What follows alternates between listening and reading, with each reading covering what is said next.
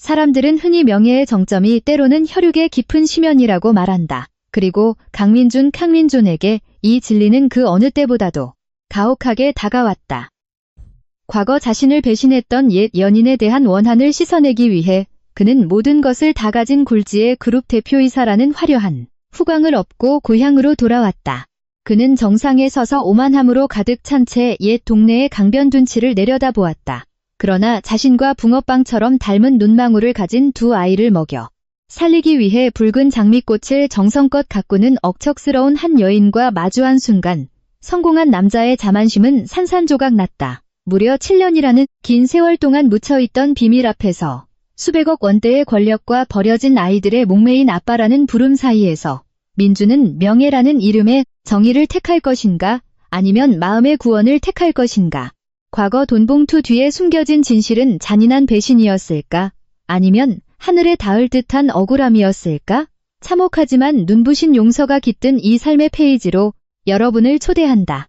검은색 최고급 제네시스 세단이 마치 다른 행성에서 뚝 떨어진 기묘한 생명체처럼 지방 국도를 미끄러지듯 달리고 있었다.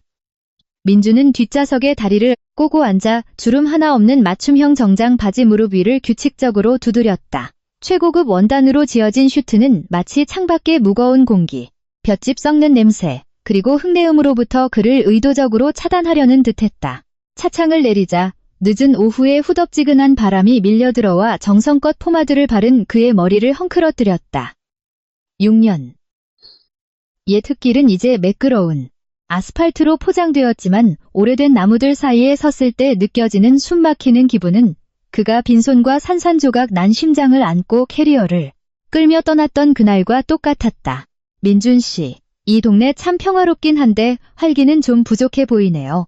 약혼녀 최유진 초이 요제인 이 맑은 목소리로 말하며 그의 어깨에 살짝 머리를 기댔다. 하지만 그녀의 목소리에는 명문가 영의 특유의 본능적인 거리감이 배어 있었다. 짙은 붉은색 매니큐어를 칠한 가느다란 손가락이 약혼자의 옷깃을 살며시 정돈했다. 유진은 현재 그의 대표이사라는 지위에 걸맞은 완벽한 선택지였다. 집안 수준이 맞고 날카로우며 그룹의 대외적 이미지를 아름답게 꾸밀 줄 아는 여자였다. 민주는 대답 없이 그저 입꼬리만 살짝 올렸다. 자신조차도 그것이 감정이라기보다는 무미건조하고 외교적인 미소라고 느꼈다. 그는 평화를 찾으러 이곳에 온 것이 아니었다. 자신의 성공을 과시하고 자신이 조롱받고 무시당했던 그곳을 다시 내려다보기 위해 온 것이었다. 그를 우습게 보았던 사람들이 이 고급 세단과 맞춤 슈트, 그리고 경제지 일면을 장식하는 강민준이라는 이름을 우러러보게 만들고 싶었다.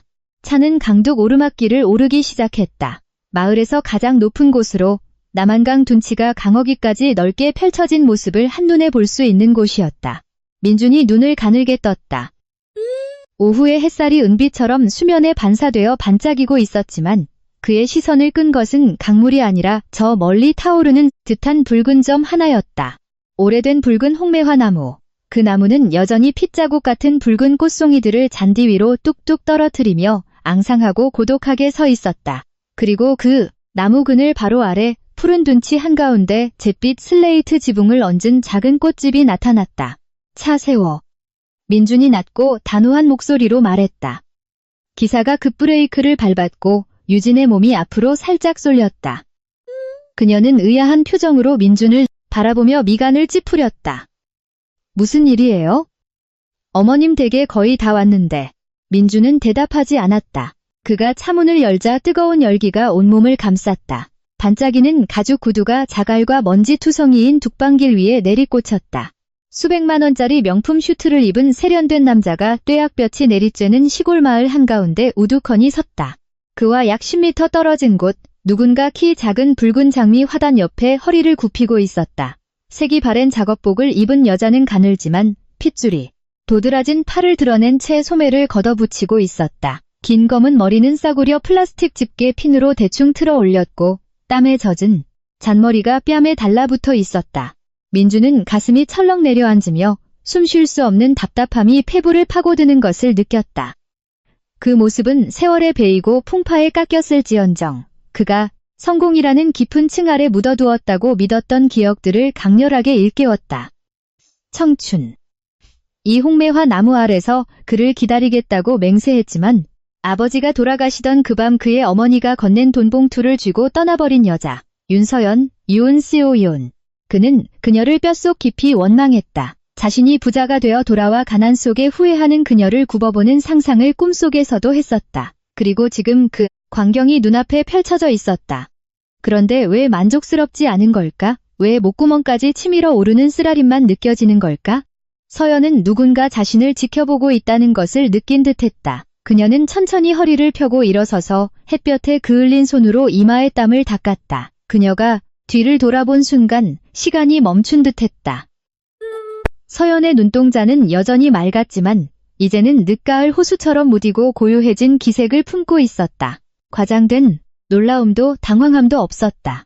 그녀는 그저 지나가는 낯설고 차가운 이방인을 보듯 민준을 바라보았다. 아저씨, 공 좀 주워주세요. 꽃집 뒤편에서 맑은 아이의 목소리가 들려왔다. 민준이 화들짝 놀라 뒤를 돌아보았다. 대략 5살쯤 되어 보이는 쌍둥이 남자아이 둘이 꽃집 뒤 판잣집에서 뛰어놀고 있었다. 색바른 티셔츠와 흑투성이 반바지를 입고 있었지만 그 아이들의 얼굴을 본 순간 민준은 발밑에 세상이 뒤집히는 듯했다. 앞장서 걷는 아이는 고집스러워 보이는 넓은 이마, 깊은 눈매, 그리고 민준의 어머니가 간직하고 있던 그의 어린 시절 흑백 사진 속 오똑한 콧날과 소름 끼치도록 똑같았다. 아이는 그의 차 근처로 달려오더니 민준과 몇 발자국 떨어진 곳에 멈춰서서 호기심 가득한 크고 까만 눈으로 그를 올려다보았다. 왜 아저씨는 거울 속에 있는 나랑 똑같이 생겼어요? 모래와 꽃진액이 묻은 작은 손을 한 채 아이가 고개를 갸우뚱하며 물었다.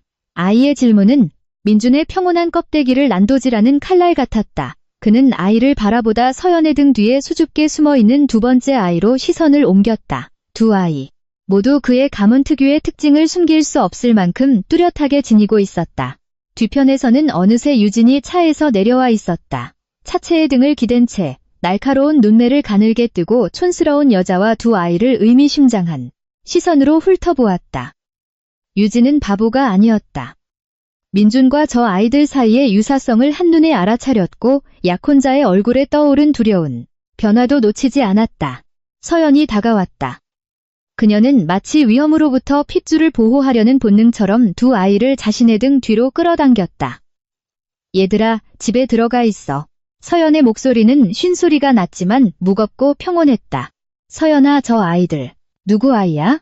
민준이 평소 그룹 대표로서의 위엄을 잃은 채 떨리는 목소리로 물었다. 서연은 그의 눈을 똑바로 응시했다. 하늘이 무너질 듯한 억울함을 품고 있으면서도 무심함이라는 껍질로 겹겹이 쌓인 깊은 눈빛이었다. 그녀는 대답 대신 씁쓸한 미소를 지으며 입꼬리를 살짝 올렸다.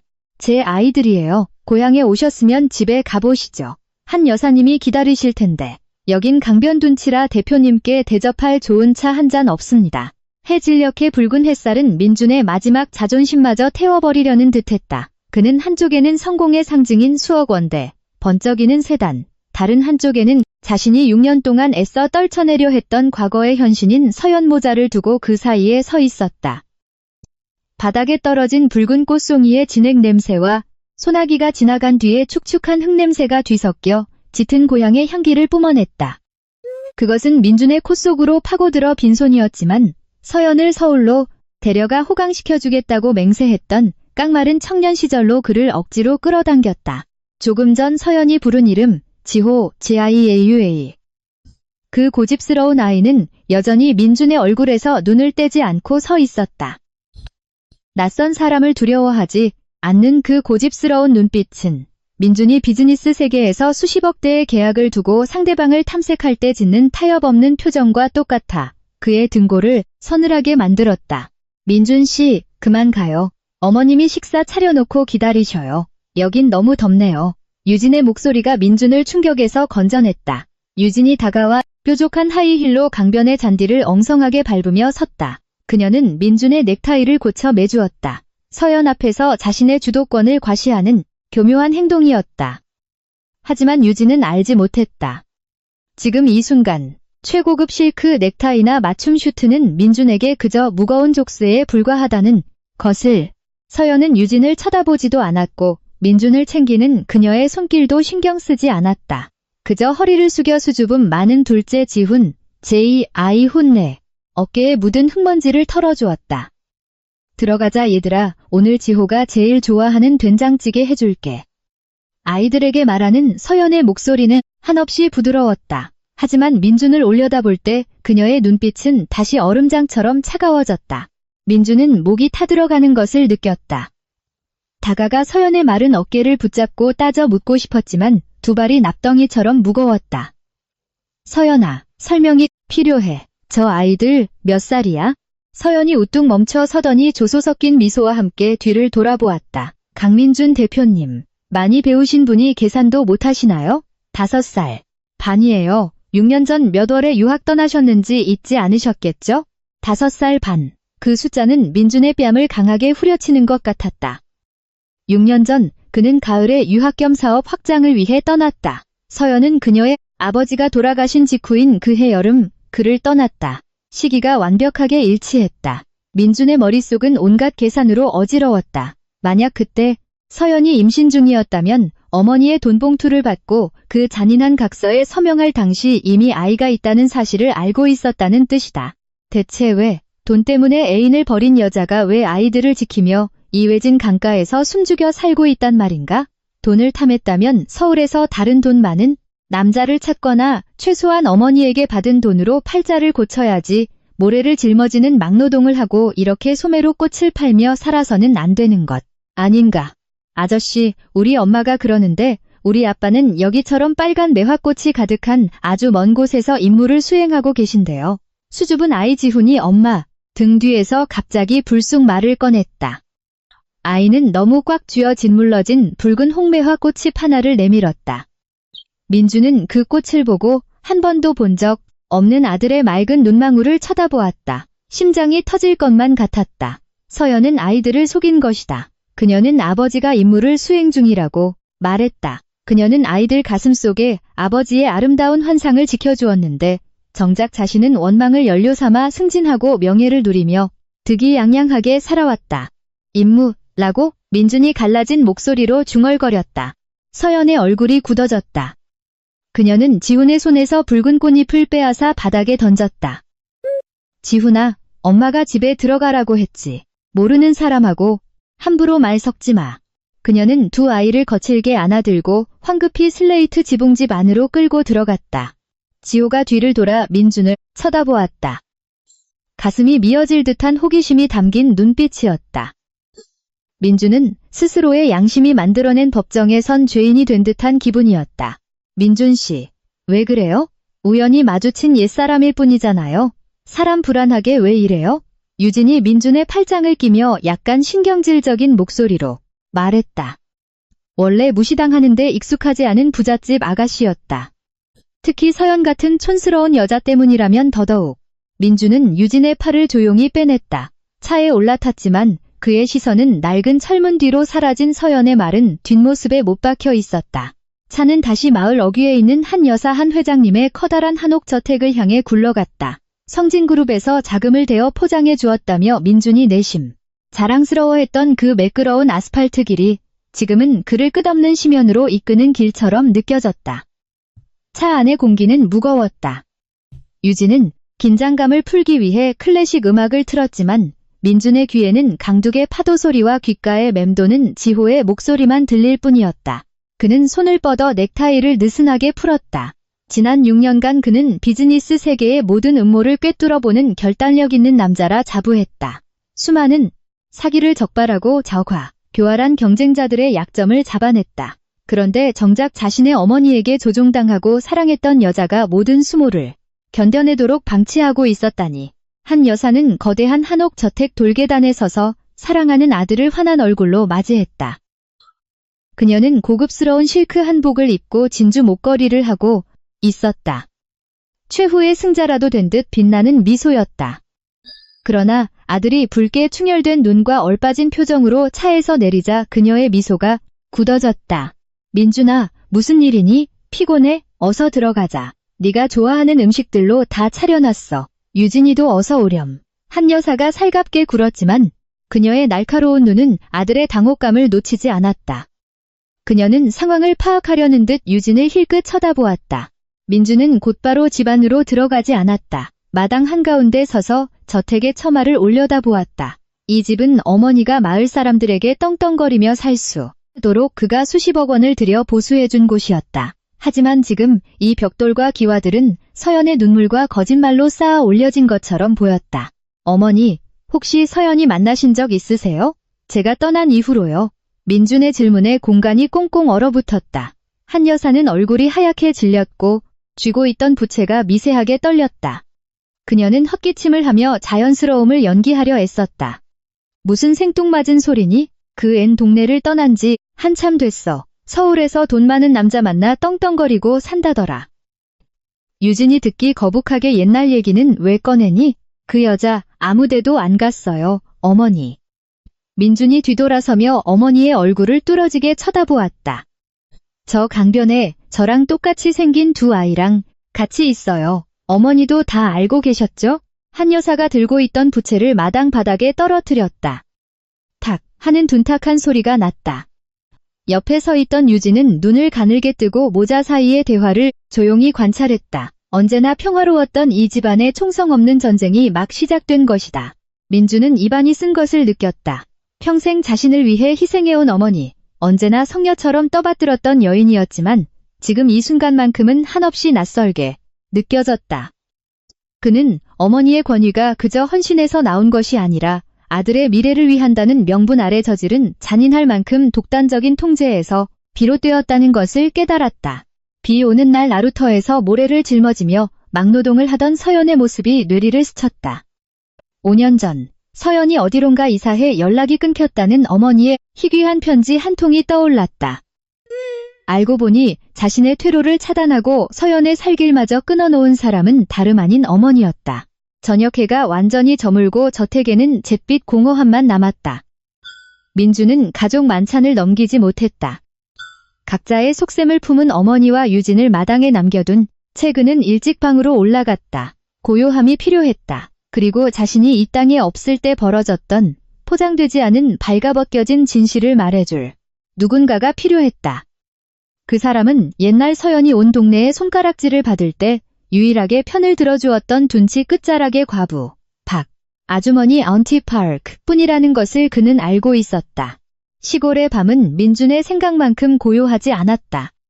담밑 귀뚜라미 소리와 나무십 사이를 스치는 바람 소리가 마치 그의 정신을 포위한 정죄의 속삭임처럼 웅웅거렸다. 최고급 비단 이불을 덮고 윤이 나는 원목 침대에 누웠지만 등골을 타고 오르는 소름을 떨칠 수 없었다. 눈을 감으면 지호의 맑은 눈망울이 떠올랐고 눈을 뜨면 매화나무 아래 서연의 가냘픈 뒷모습이 아른거렸다. 아침까지 기다릴 수 없었다. 옆방에 유진이 잠들고 안방에서 어머니의 가벼운 코골이 소리가 들려올 무렵 민주는 조용히 일어났다.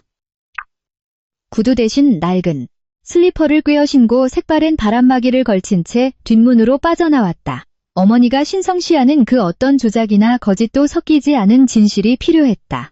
밤의 강변은 칠흑처럼 어두웠고 휴대전화 손전등 불빛만이 민준의 길을 안내했다.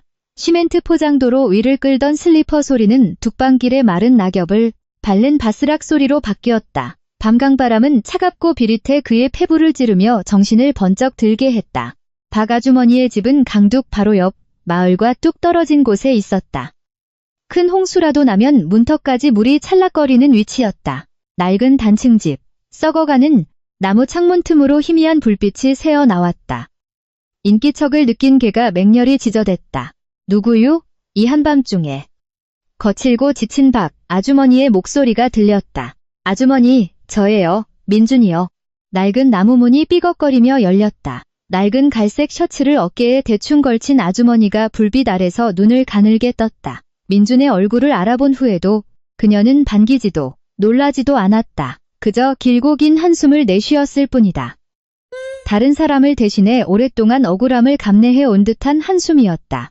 돌아왔구먼. 난 그 화려한 서울 무리잔의 몸에서 이 강변지능 냄새를 싹 지워버렸을 줄 알았지. 박 아주머니가 민준이 들어올 수 있도록 비켜섰다. 비좁고 모기향과 낡은 세간살이 냄새가 진동하는 방. 그녀는 민준에게 진하게 우린 녹차 한 사발을 내밀었다. 이미 차갑게 식어 쓴맛이 났다. 아주머니, 진실을 듣고 싶습니다. 지난 6년 동안 서연이는 어떻게 살았나요? 박 아주머니는 주름진 얼굴에 씁쓸한 미소를 지었다. 어떻게 살았냐고? 벼랑 끝에 몰린 짐승처럼 그래도 사람답게 살아보려고 바득바득 기를 쓰며 살았지. 자네가 떠나던 날 서연이는 혼이 나간 사람 같았어. 아버지는 숨이 꼴깍꼴깍 넘어가는데 약값 한 푼 없었지. 그때 자네 어머니가 왔어. 화를 내거나 욕을 한 것도 아냐. 그저 책상 위에 돈봉투 하나를 툭 던지더니 이러더군. 이 돈으로 아버지 장례나 잘 치르고 내 아들 앞길 막지 말고 눈앞에서 사라지겠다는 여기 각서에 서명해라. 민주는 찻사발을 쥔 손가락 끝이 하얗게 질리도록 힘을 주었다. 서연이는 서명하고 싶어 하지 않았어. 눈물이 마르도록 울었지. 하지만 아버지가 눈앞에서 발작을 일으켰고 당장 구급차 부를 돈이 없으면 돌아가실 판이었어. 결국 아버지 관짤 돈을 벌기 위해 자기 자신을 팔아넘기듯 서명했지. 그런데 얄궂게도 아버지 장례를 치르자마자 자기가 임신했다는 걸 알게 된 거야. 그것도 쌍둥이를. 박 아주머니는 민준의 겉모습을 꿰뚫어 보듯 그의 눈을 뚫어지게 응시했다. 자네를 찾으려 편지를 썼어. 내가 직접 우체국에 붙이는 걸 봤다고. 하지만 답장은 없었지. 그 애가 알았겠나? 고향 우편함 열쇠는 자네 어머니가 쥐고 있었고 어머니는 온 동네방네 서연이가 돈독이 올라 부자한테 시집갔다고 소문을 냈으니 온 마을이 그 애 얼굴에 침을 뱉었어. 억울함에 사무친 그 애는 만삭의 몸으로 이 둔치에 기어들어와 버려진 땅을 빌려 꽃을 심기 시작한 거야. 그 막노동판에서 일했다는 건요? 민준의 목소리가 메어왔다. 먹을 게 없는데 어떡해. 배가 산만한데도 모래를 지고 날랐지. 상상이 가나? 그 가녀린 여자애가 무거운 모래 2포대를 짊어지고 미끄러운 나루터를 걷는 걸.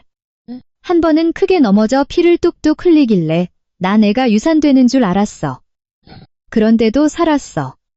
그 작은 생명들이 버텨냈지. 함단 진통이 오던 밤, 비가 옥수같이 쏟아지는데 혼자 기어나와 살려달라고 문을 두드리더군. 이 다 썩어가는 슬레이트 지붕. 밑에서 내가 애들을 받았다네. 민준의 손에 들린 찬물이 출렁이다 바닥으로 쏟아졌다. 쓰라렸다. 차의 쓴맛이 아니라 잔인한 진실이 주는 쓴맛이었다. 그는 지난 6년 동안 무엇을 했는가?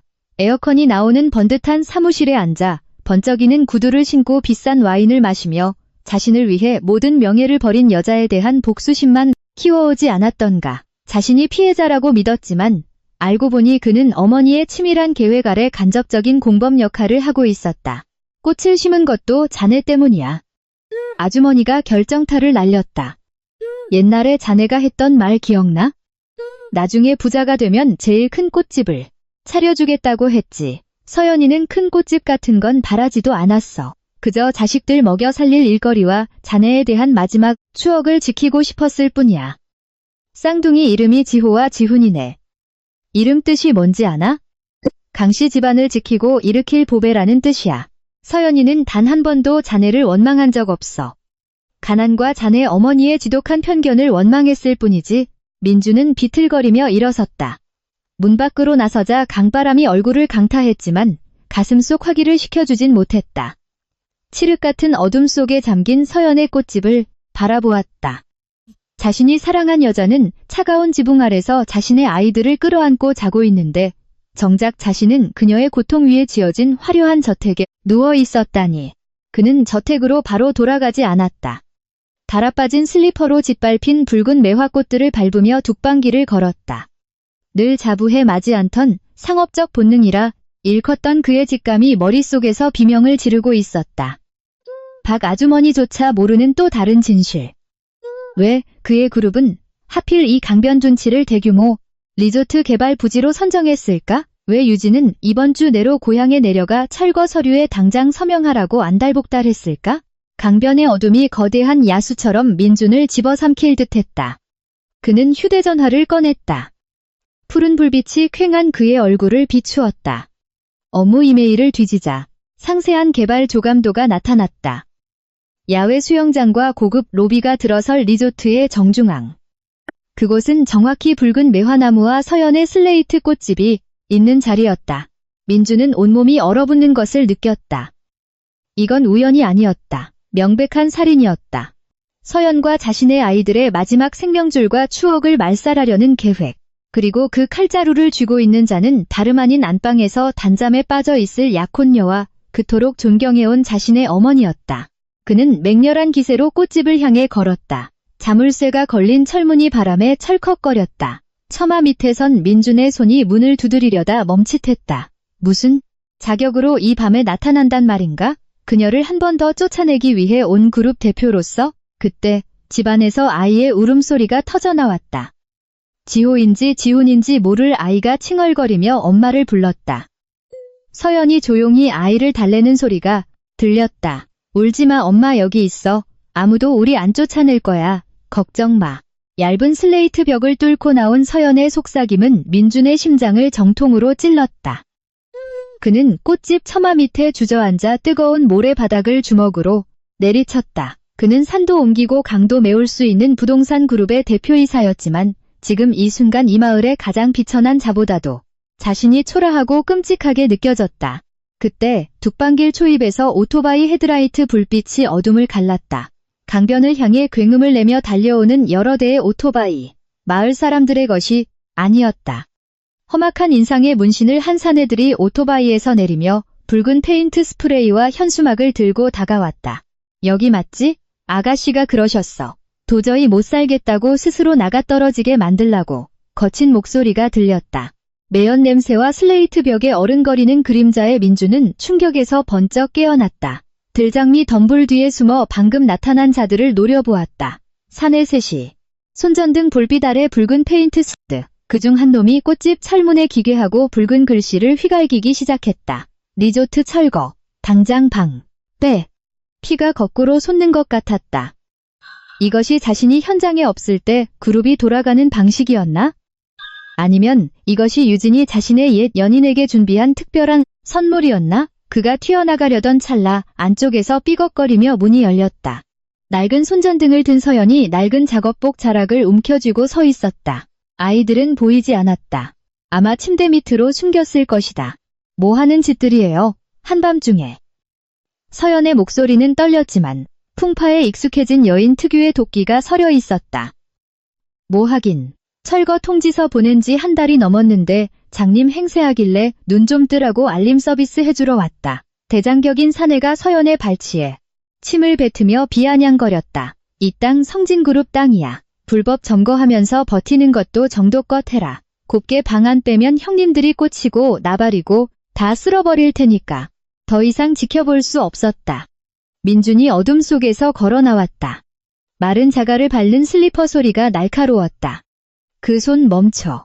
민준의 호통에 사내들이 흠칫 놀랐다. 손전등 불빛이 그의 얼굴을 향했다. 낡은 잠바의 슬리퍼 차림이었지만 대장 사내는 순간 멈칫했다. 그는 용역업체 직원이었고 사내 소식지에서 그룹 대표의 사진을 본 적이 있었다. 대표님, 이 시간에 여기 어쩐 일이십니까? 서연이 민준을 바라보았다. 그녀의 눈빛엔 고마움 따위는 없었다. 오직 경멸과 쓰라림뿐이었다. 그녀에게 민준의 등장은 병 주고 약 주는 잔인한 쇼에 불과했다. 이 무리들을 조종해 자신을 벼랑 끝으로 몬 배후가 바로 민준이라고 생각하고 있었다. 꺼져. 민준이 사내들을 노려보며 으르렁거렸다. 너희들을 사주한 인간에게 전해라. 이곳에 페인트 자국 하나라도 더 남기면 당장 오늘 밤부터 짐 싸서 교도소 갈 준비하라고. 당장 꺼져. 사내들은 서로 눈치를 보더니 황급히 오토바이에 올라타 어둠 속으로 도망쳤다. 지독한 매연 냄새와 핏자국처럼 붉은 글씨들만이 철문에 남았다. 강변은 다시 정막에 휩싸였다. 조금 전 오토바이 소리보다 더 소름 끼치는 고요함이었다. 민주는 서연을 돌아보았다. 그녀는 흔들리는 손전등 불빛을 땅에 비춘 채 서 있었다. 서연아, 미안해. 난 정말 몰랐어. 몰랐다고요? 아니면 모른 척하고 싶었던 건가요? 서연이 차갑게 말을 끊었다. 강민준, 여기 왜 왔어요? 우리 모자가 얼마나 처참하게 사는지 구경하려고요? 아니면 당신의 그 대단한 대표 권력으로 이 마지막 남은 땅마저 짓밟아버리려고? 방금 그놈들 쫓아내고 내일은 굴착기를 몰고 오겠죠. 다를 게 뭔가요? 그런 일 없을 거야. 맹세해. 서연은 텅 빈 강변에 울려 퍼질 만큼 건조한 헛웃음을 지었다. 그녀는 더 이상 아무 말도 하지 않고 문을 쾅 닫아버렸다. 찰칵. 자물쇠 채우는 소리가 들렸다. 민주는 채 마르지 않은 붉은 글씨를 물끄러미 바라보다 손으로 쓱 문질러 보았다. 화학약품 냄새가 진동하는 붉은 도료가 손바닥에 묻어났다. 마치 제 손으로 자기 가족의 피를 묻힌 것 같은 기분이 들었다. 민주는 집으로 향했다. 발걸음은 거칠고 숨소리는 무거웠다. 거대한 한옥저택의 대문은 굳게 닫혀 있었지만 어머니 방의 불은 켜져 있었다. 민주는 문을 거칠게 열어 젖혔다. 한 여사는 나무 평상에 앉아 묵주를 돌리고 있었으나 평온을 찾는 자의 얼굴은 아니었다. 붉은 페인트가 묻은 손과 진흙투성이 바지를 한 아들이 들어오자 그녀의 얼굴이 굳어졌지만 곧 특유의 위험 있는 표정을 되찾았다. 이 밤에 어딜 다녀와서 꼴이 이 모양이냐. 쉬러 내려왔으면 편히 쉴 것이지 왜 애미 속을 썩여. 민준이 어머니 앞으로 다가가 페인트 묻은 손을 눈앞에 들어 올렸다. 보세요. 이게 우리 그룹이 어머니가 오늘 밤 서연이에게 한 짓입니다. 이제 만족하십니까? 한 여사가 묵주를 내려놓으며 싸늘하게 말했다. 무슨 소린지 모르겠구나. 땅 철거는 회사 일이지 내가 관여할 바 아니야. 하지만 민준아, 넌 알아야 한다. 그 강변 땅은 우리 그룹의 미래고 내 대표 자리의 기반이야. 한때 널 팔아넘겼던 계집애 하나 때문에 대사를 망치지 마라. 팔아넘겼다고요? 민준이 처절하게 웃으며 눈물을 글썽였다. 어머니, 저 박 아주머니 만나고 왔습니다. 다 알아요. 그 병원비 돈봉투. 어머니가 서명하게 한 각서. 지난 7년간 어머니가 자물쇠로 잠가둔 우편함 속에 숨겨진 편지들까지 전부 다요. 절 위한다고 하셨지만 어머니가 제 영혼을 죽여버렸다는 건 모르셨습니까? 한 여사가 벌떡 일어섰다. 비밀이 탄로난 두려움과 분노로 그녀의 얼굴이 떨렸다. 내가 한 일이 잘못됐단 말이냐? 그 돈봉투가 아니었다면 네가 지금 그 자리에 앉아있을 수나 있었겠어? 아니면 이 촌구석에 남아 지질이 궁상맞은 여자애랑 결혼해서 평생 시골 바닥이나 기어다니며 살 생각이었어? 난 널 늪에서 건져냈어. 그런데 이제 와서 날 원망해? 어머니는 절 건져낸 게 아니에요. 다른 사람의 피와 살로 어머니만의 거대한 동상을 세운 것뿐이죠. 민준의 울부짖음이 저택의 정막을 찢었다.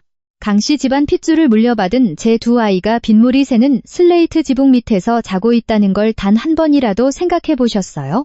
어머니의 친손자들을 먹여 살리기 위해 서연이가 모래를 짊어지고 막노동을 했다는 걸 알면서 양심의 가책도 없으셨습니까? 한 여사가 멈칫했다.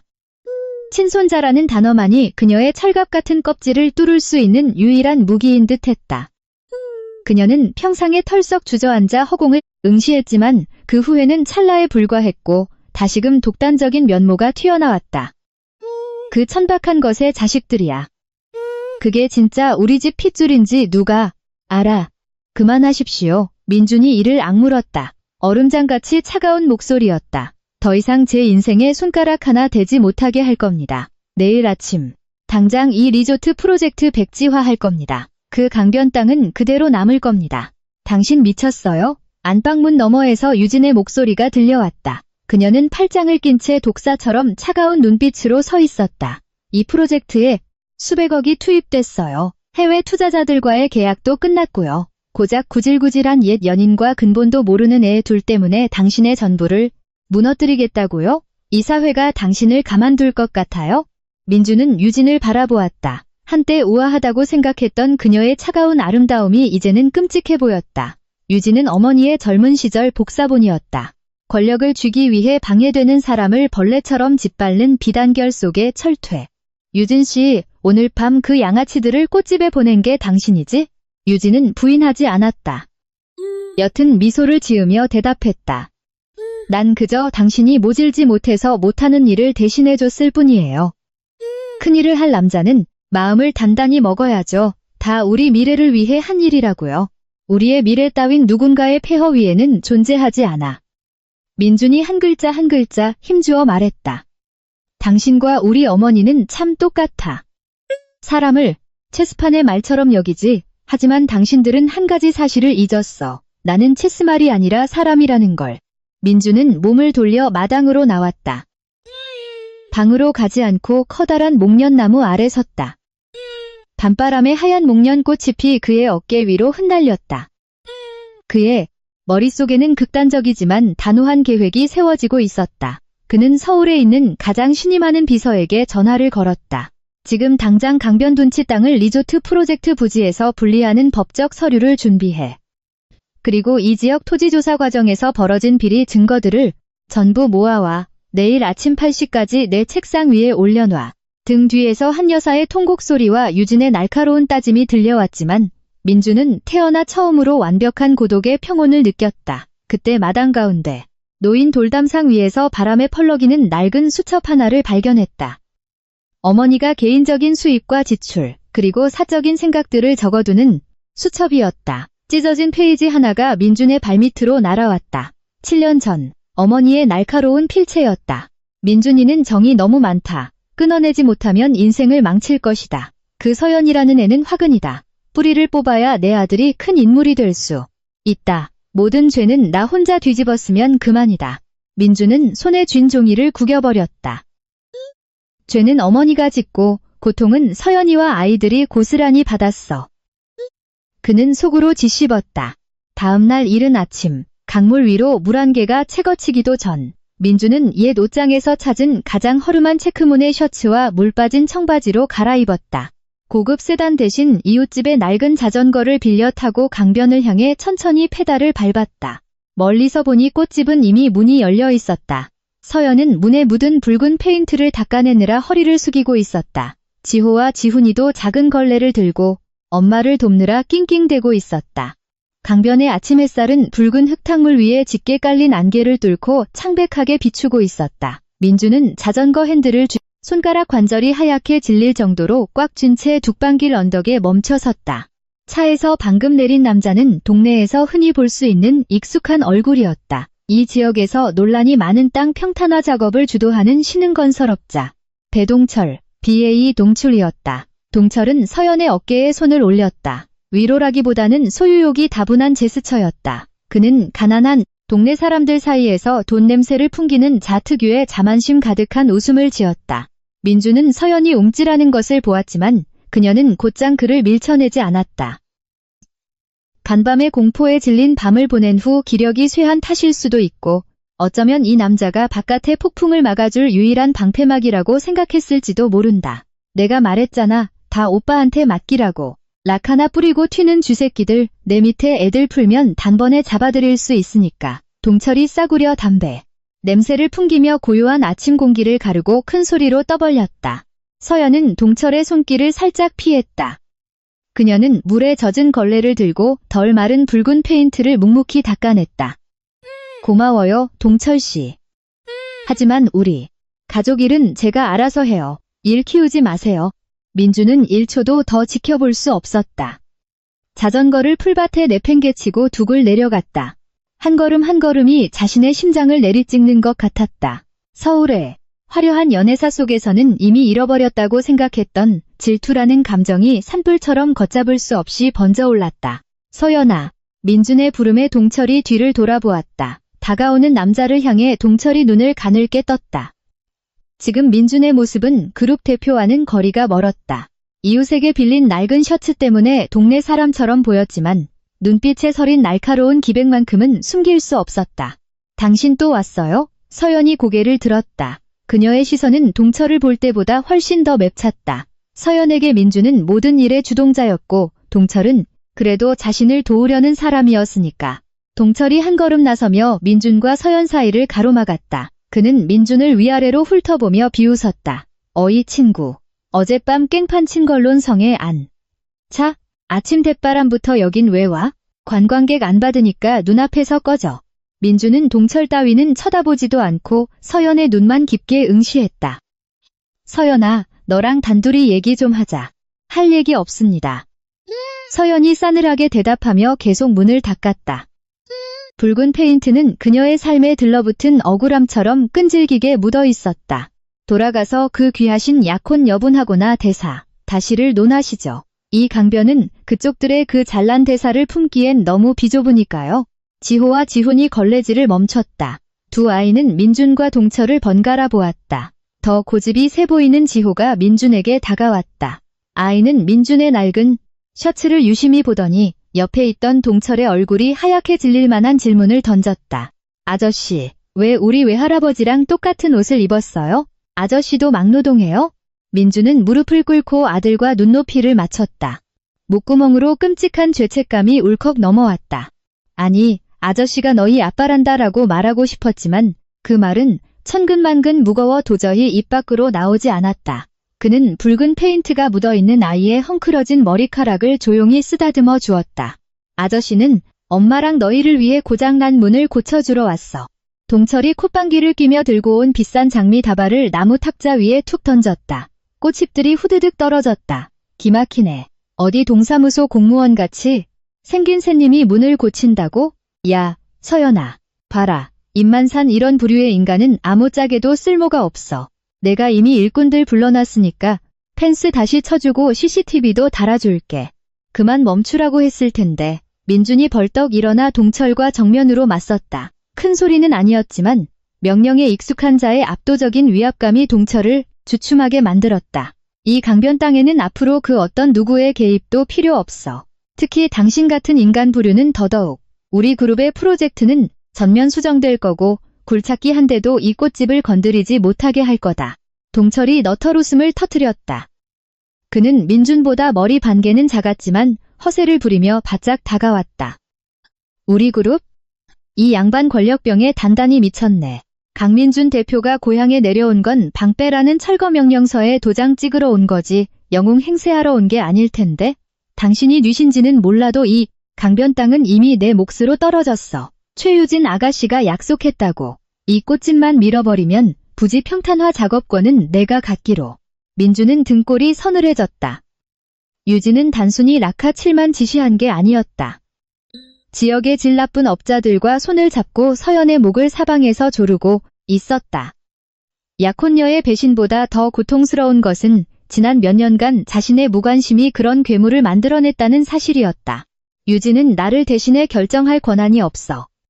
민준이 이를 갈며 말했다.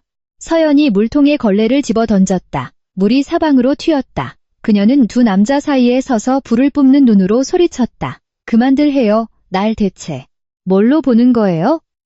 당신들 마음대로 사고 파는 물건 취급하지 마. 배동철 씨, 당신 꽃이랑 선물 다 가지고 가요. 결국 이 땅 차지하려고 호시탐탐 노리는 사람 도움 따윈 필요 없으니까. 그리고 강민준 대표님. 서연은 민준을 향해 원통함에 떠는 목소리로 쏘아붙였다. 연극, 그만하세요. 프로젝트를 수정해? 아무도 못 건드리게 해? 당신 어머니가 나를 제일 쫓아내고 싶어 하는데 무슨 수로 장담하겠다는 거예요. 집안에서 아이의 울음소리가 터져나왔다. 어른들의 살벌한 분위기에 겁을 먹은 지훈이가 울기 시작한 것이다. 서연은 황급히 집 안으로 뛰어 들어갔다. 햇볕이 따가워지기 시작한 강변에 두 남자만 남겨졌다.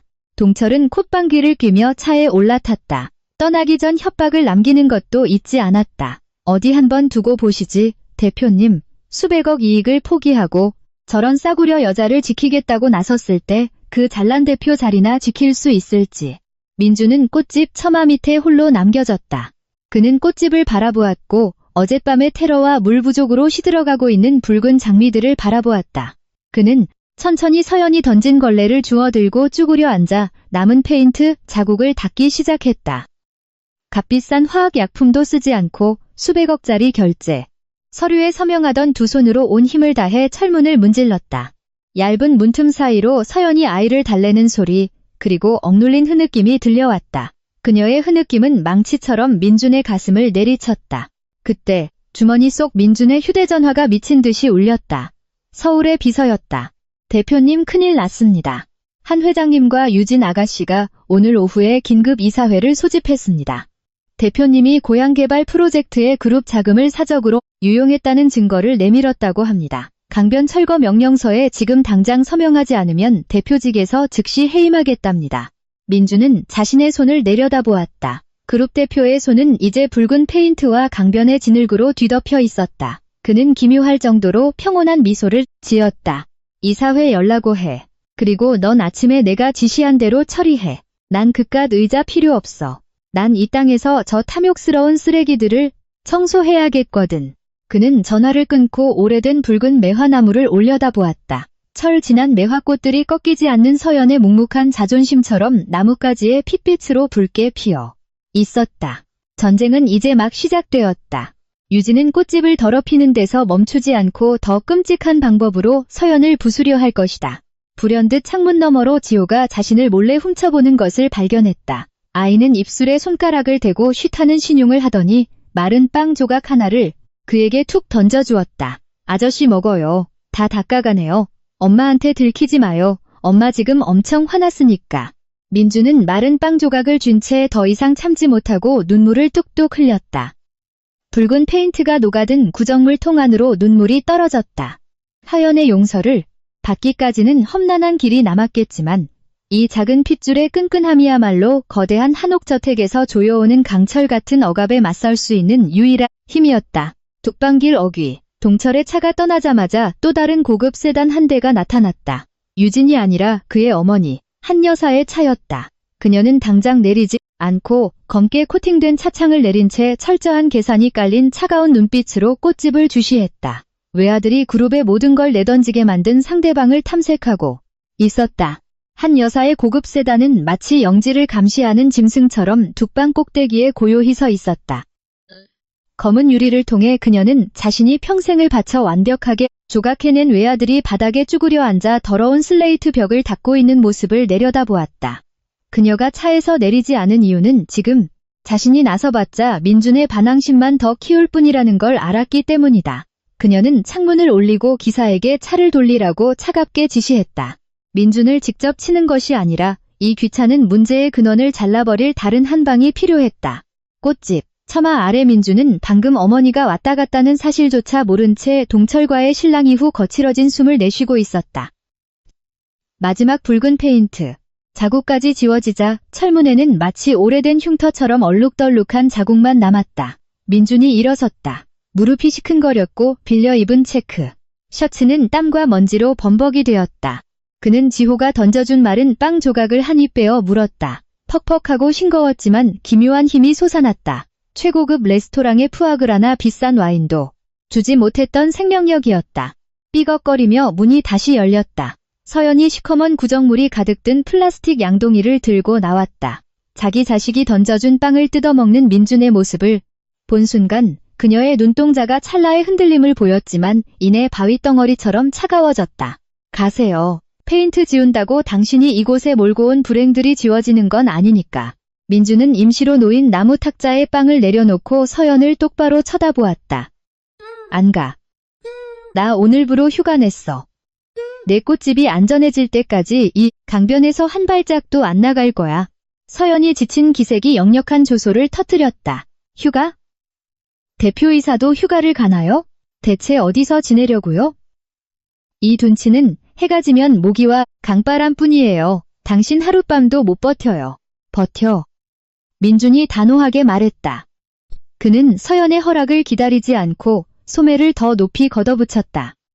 꽃집 주위를 둘러보자 썩어가는 대나무 울타리가 눈에 띄었다. 붉은 장미 화단은 잡초에 먹히고 있었고 슬레이트 지붕 한 구석은 구멍이 나 있어 비가 오면 당장이라도 물이 쏟아질 판이었다. 예전 같았으면 전화 한 통으로 해결할 일들이었다. 하지만 이제는 자신의 손으로 직접 하고 싶었다.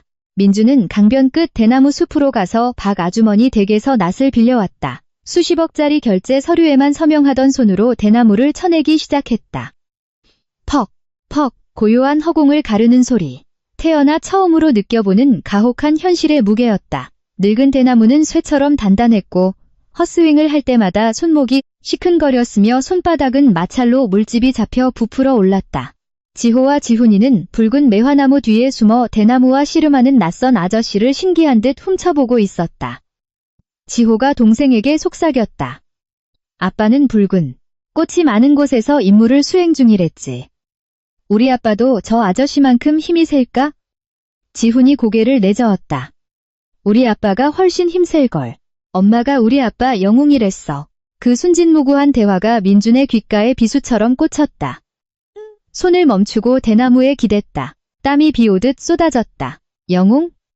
지난 6년간 이들이 이토록 처참하게 살게 놔둔 내가 무슨 놈의 영웅이란 말인가. 그는 깊게 심호흡을 하며 마지막 남은 알량한 자존심마저 내던지고 울타리를 세울 대나무를 마저 쪼갰다. 오후가 되자 민준의 두 손은 피투성이가 되었다. 물집이 터지고 시멘트를 만져 피부가 쓰라렸다. 엉성하긴 해도 뒤편 울타리가 보수된 것을 보니 기묘한 기쁨이 차올랐다. 부엌 창문 너머로 서연이 그를 조용히 지켜보고 있었다. 철사 묶는 것도 서툰 모습, 장미 화단 잡초를 뽑다 가시에 찔려 피가 나는 모습, 지훈이가 마당에 나오자 찢어진 밀짚 모자를 씌워 그늘을 만들어주는 민준을 보았다.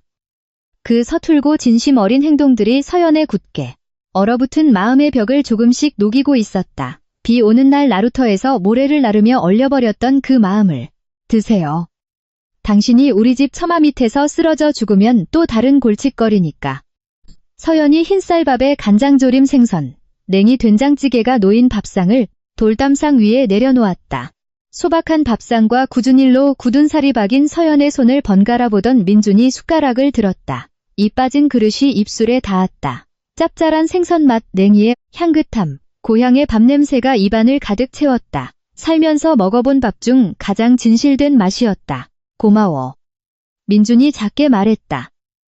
서연은 대답하지 않고 맞은편 의자에 앉아 붉은 흙탕물이 유유히 흐르는 남한강을 바라보았다. 내일이면 최유진이 또 찾아올 거예요. 그 여잔 쉽게 물러설 사람이 아냐. 민준 씨, 정말 이런 허드렛일이나 하자고 그 대표 자리를 버릴 셈이에요? 당신 어머니 성격 잘 알잖아요. 가만두지 않으실 텐데. 우리 어머니 성격, 그리고 내가 뭘 잘못했는지 이제 확실히 알아. 민준이 숟가락을 내려놓고 단호한 눈빛을 보였다. 6년 전엔 어머니가 내 미래를 선택하게 내버려뒀어. 결과적으로 돈은 벌었지만 내 영혼은 죽었지. 이번엔 내가 여기 남겠어. 대표로서가 아니라 진짜 아버지로서, 진짜 남자로서 책임을 다하는 법을 배울 거야. 그 순간 주머니 속 전화기가 징징 울렸다. 어머니의 번호였다. 민준은 받지 않았다. 잠시 후 문자가 하나 들어왔다. 오늘 밤 당장 집으로 들어와 유진이와의 합의서에 서명하지 않으면 5년 전 윤서연의 정신과 진료 기록을 폭로하마. 엄마가 정신병자라는 이유로 그 아이들의 양육권을 영원히 박탈해버릴 테다. 선택해라. 민준의 피가 차갑게 식었다. 테이블 너머에 앉은 서연을 보았다. 마당 구석에서 마른 과자를 나눠 먹으며 해맑게 노는 두 아이를 보았다. 어머니가 이 지경까지 간단 말인가? 가짜 정신과 기록. 억수같이 비가 쏟아지던 날 홀로 진통을 겪고 삶의 무게에 짓눌려 산후우울증에 시달렸던 서연의 이야기가 떠올랐다. 서연이 무너져 내릴 때 어머니는 자신의 권력과 돈으로 그 끔찍한 진료 기록을 날조하거나 매수하여 최후의 무기로 준비해 두었던 것이다. 상상을 초월하는 잔인함의 민준은 액정이 금이 갈 정도로 휴대전화를 꽉 쥐었다. 서연은 한 여사가 어떤 끔찍한 일격을 준비하고 있는지 꿈에도 모른 채 그저 해지는 서쪽 하늘을 허망하게 바라보고 있었다. 서연아, 내가 아주 잠시 다녀와야 할 곳이 있는데 꼭 돌아올 거라는 내 말 믿어줄래? 민준이 갈라진 목소리로 물었다. 서연이 돌아보며 의심 가득한 눈으로 쏘아보았다. 또 간다고요? 그 잘난 대사를 처리하러요? 민준 씨, 당신이 6년을 떠나든 평생을 떠나든 우리 모자는 익숙해요. 다만 다신 헛된 약속 따윈 하지 마요. 부자들의 약속은 참 부질없으니까. 민준은 일어섰다. 설명하지 않았다. 말해봤자 서연을 공포로 몰아넣을 뿐이라는 걸 알았다. 그는 자신의 가족이 만들어낸 괴물과 직접 마주해야 했다. 그 더러운 무기가 서연을 찔러 상처 입히기 전에 완전히 박살내야 했다. 뚝방기를 뛰어올라 자전거를 버려둔 채 지나가는 택시를 잡아타고 다시 한 여사의 저택으로 향했다. 망설임 따윈 없었다. 무능한 아버지의 완력만으로는 서연을 지킬 수 없다. 내부의 혼란을 정리하려면 대표이사라는 권력의 칼이 필요했다. 거대한 한옥저택은 노란 조명으로 눈부시게 빛났지만 한없이 차가웠다. 거실에는 한 여사와 유진이 앉아 있었고 테이블 위에는 두꺼운 서류 뭉치가 놓여 있었다. 유진은 구질구질한 몰골로 들어오는 민준을 보며 살짝 미소를 지었다. 이제야 오셨네요. 당신이라면 현명한 선택을 할 줄 알았죠. 유진이 달콤하지만 도끼 품은 목소리로 말했다. 민준은 유진을 무시하고 어머니 앞으로 성큼성큼 걸어갔다. 어머니, 그 가짜 서류로 저를 협박하실 셈입니까? 서연이한테서 애들을 빼앗겠다고요? 어머니가 그러고도 사람입니까? 한 여사가 태연하게 찻잔을 들고 한 모금 마셨다. 난 내 애미야. 정신이 온전치 못한 여자로부터 강씨 가문의 핏줄을 보호하려는 것뿐이다. 똑똑히 봐라. 제정신인 어미라면 제 자식을 저런 쓰레기장에 방치하겠니? 내가 그 아이들을 데려와 도련님으로 키울 거다. 그게 그 애들에게도 큰 복이지. 민준이 허리를 굽혀 양손으로 테이블을 짚고 어머니의 눈을 똑바로 응시했다. 잘 들으십시오, 어머니. 어머니가 서연이 양육권의 털끝 하나라도 건드린다면 이 리조트 개발을 위해 어머니 개인 계좌에서 지역 관리들에게 흘러간 검은 돈 내역을 전부 공개하겠습니다. 서연이의 병원 기록을 조작한 것도 폭로할 겁니다. 증거는 이미 다 제 손에 있습니다. 한 여사가 움찔하며 찻잔을 든 손을 가늘게 떨었다. 유진도 얼굴빛이 하얗게 변했다. 민준이 이렇게 빨리 자신의 가족을 칠 증거를 수집해 역공할 줄은 꿈에도 몰랐다. 당신 지금 고작 그 여자 하나 때문에 자기 어머니를 협박하는 거예요? 유진이 언성을 높였다. 협박이 아니야. 스스로를 지킬 힘이 없는 사람들을 위해 내가 정당한 심판을 내리는 거지. 민준이 으르렁거렸다. 그리고 최유진. 우리의 약혼은 이걸로 끝이야. 당장 이 집에서 그리고 우리 그룹에서 짐 싸서 나가. 내가 금융감독원에 당신이 이 강변 땅을 두고 벌인 주가 조작과 내부자 거래 혐의를 고발하기 전에 당장이라도 줄이 끊어질 듯 팽팽한 긴장감이 흐르던 그때 민준의 휴대전화가 다시 울렸다. 박 아주머니였다. 아주머니의 목소리는 바람소리보다 더 다급하고 패닉에 빠져 있었다. 민준아, 당장 와라. 꽃집에 불이 났어. 서연이가 애들 구한다고 들어갔는데 못 나오고 있어. 수화기 너머로 들려오는 절규가 민준의 뇌리에 고압 전류처럼 내리꽂혔다. 불이 났다고? 서연이가 갇혀 있어? 법적 서류고 그룹의 권력이고 뭐고 머릿속이 새하얗게 비워졌다. 파랗게 질린 한 여사와 당황한 유진을 쳐다볼 새도 없이 민준은 화살처럼 밖으로 튀어나갔다. 하늘마저 사람의 마음을 조롱하려는 듯 강변에 갑작스러운 폭우가 쏟아지기 시작했다. 강풍이 대나무 숲을 찢을듯이 몰아쳤고 빗줄기가 사정없이 뺨을 때렸다. 민준은 택시를 기다릴 여유조차 없었다. 정문 경비초소에서 경비원의 낡은 스쿠터를 빼서 타듯 올라타고 스로틀을 끝까지 당긴 채 둑방길을 향해 질주했다. 둔치 아래 끔찍한 광경이 펼쳐져 있었다. 서연이 7년간 피땀 흘려 지켜온 슬레이트 꽃집이 불길에 휩싸여 있었다. 폭우가 쏟아지고 있었지만 안쪽의 스티로폼과 비닐 창고에서 시작된 불길은 맹렬히 타올랐다. 매캐한 화학 약품 냄새를 풍기는 검은 연기가 빗물과 섞여 솟아올랐다. 천둥소리 사이사이로 서연, 지호, 지훈의 절규가 섞여 들려왔다. 민주는 길가에 스쿠터를 내팽개치고 언덕을 미끄러지듯 내려갔다. 시뻘건 불빛 아래 박 아주머니가 미친 듯이 작은 양동이로 불길을 향해 물을 뿌리고 있는 모습이 보였다. 서연이가 저 안에 있어. 애들이 안방에서 자고 있었는데 커튼에 불이 옮겨 붙었어. 애들 구하러 들어갔는데 아직 못 나왔어. 박 아주머니가 열기로 덜덜 떨리는 슬레이트 지붕을 가리키며 통곡했다.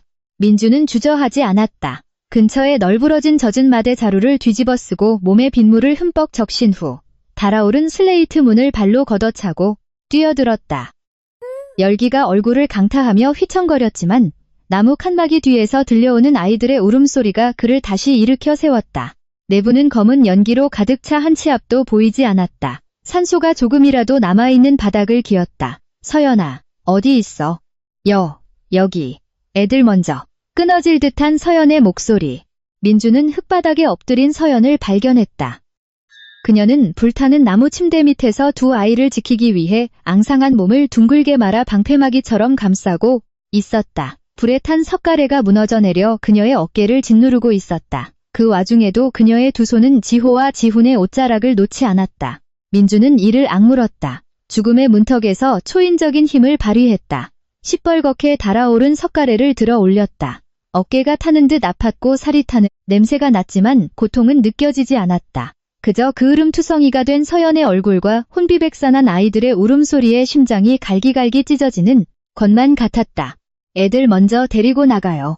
서연이 숨을 헐떡이며 기절하기 직전이었다. 아니, 다 같이 나가는 거야. 민주는 한 팔로 지호와 지훈을 움켜쥐어 품에 안고 다른 손으로 서연을 번쩍 안아들었다. 세 사람의 무게에 무릎이 꺾일 뻔했지만 금방이라도 무너질 듯한 슬레이트 지붕의 굉음이 그의 등을 떠밀었다. 타들어가는 장미 화단을 지나 부서진 문을 차고 폭우가 쏟아지는 풀밭으로 몸을 날렸다. 그들이 빠져나오자마자 굉음과 함께 꽃집 지붕이 푹 주저앉았다. 불길은 빗물에 서서히 꺼져갔지만 여전히 매캐한 연기가 피어오르고 있었다.